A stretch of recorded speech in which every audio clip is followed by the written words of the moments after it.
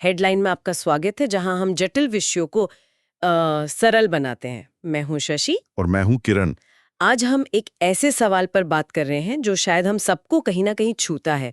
क्या हम इंसान की जो सामान्य उदासी है, तनाव है, दुख है, उसे एक मानसिक बीमारी का नाम दे रहे हैं? बिल्कुल। और सवाल यही उठता है कि एक बुरा हफ्ता गुजरना क्या सच में डिप्रेशन है, या जैसे काम में ध्यान नहीं लग रहा तो क्या वो हमेशा एडीएचडी ही होता है, या कभी-कभी जिंदगी बस मुश्किल होती है? हाँ बिल्कुल। आज हम इसी की गहराई में जाएंगे कि क्यों कई डॉक्टर भी अब ये मानने लगे हैं कि मानसिक स्वास्थ्य समस्याओं का जरूरत से ज्यादा निदान, मतलब ओवर डायग्नोसिस हो रहा है। तो ये समस्या असल में कितनी बड़ी है? ये काफी बड़ी है। देखिए, ब्रिटेन में जनरल प्रैक्टिशनर्स का एक सर्वे हुआ था। उसमें आधे से ज्यादा डॉक्टरों ने ये माना कि वो मानसिक स्वास्थ्य समस्याओं का जरूरत से ज्यादा निदान कर रहे हैं। डॉक्टरों ने खुद ये बात मानी? जी। एक डॉक्टर ने तो यहाँ तक कहा कि जिंदगी का तनावपूर्ण होना कोई बीमारी नहीं है। और आंकड़े देखें तो 1990 के दशक से अब तक डिप्रेशन, एंजाइटी, एडीएचडी, इन सब के निदान लगभग दोगुने हो गए। दोगुने? जी। ये तो बहुत बहुत बड़ा उछाल है। तो फिर इसके पीछे वजह क्या है?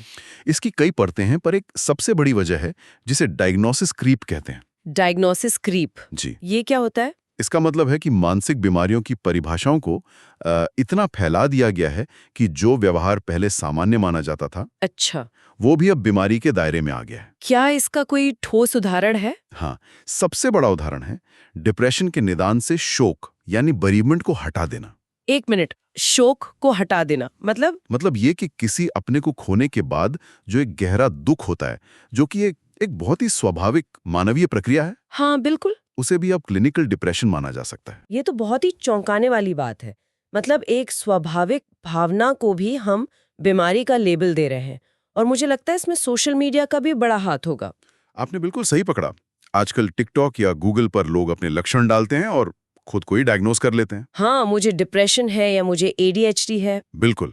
खासकर जेनजी में तो ये ट्रेंड, मतलब ये चरण 30% तक देखा गया है।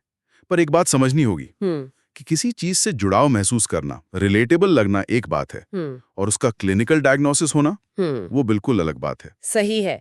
पर क्या इसके पीछे सिर्फ सोशल मीडिया ही है या कोई और भी बड़े वजह है? एक और बहुत बड़ी और शायद सबसे चिंताजनक वजह है दवा कंपनियों का प्रभाव। दवा कंपनियां? वो कैसे? देखिए, जो विशेषज्ञ पैनल मानसिक बीमारियों के लिए दिशा निर्देश बनाते हैं, जैसे कि DSM-5 गाइड बुक, हाँ, मैंने सुना है इसके बारे में। तो उसे बनाने वाली टास्क फोर्स के कई सदस्यों के दवा कंपनियों से सीधे वित्तीय संबंध होते हैं। कितने? मतलब कोई अंदाजा है? एक स्टडी के मुताबिक DSM-5 बनाने वाली टास्क फोर्स के 69% सदस्यों के दवा उद्योग से वित्तीय संबंध थे। 69%?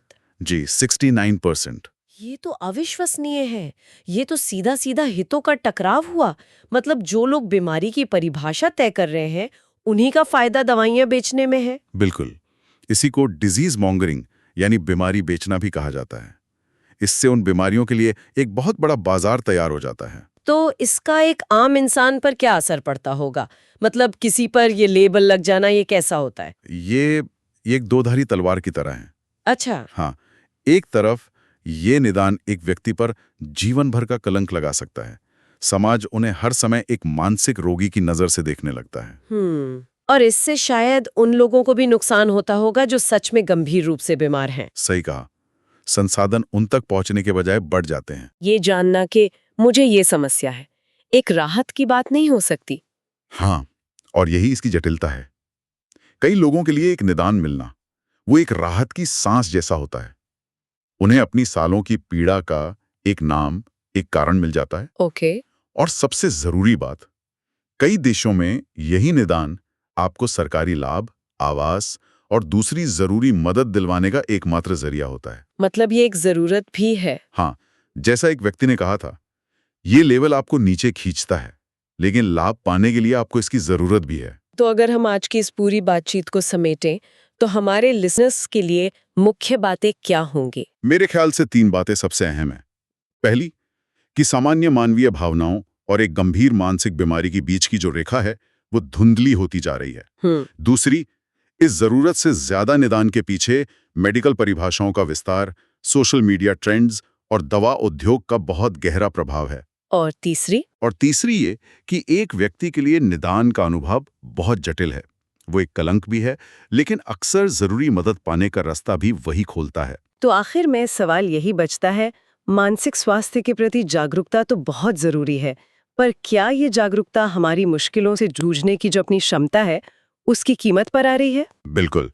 जब हम हर मुश्किल भावना को एक मेडिकल नाम दे देते हैं, तो क्या हम अनजाने में लोगों को सिर्फ इंसान होने के लिए ये बता रहे हैं कि वे बीमार हैं?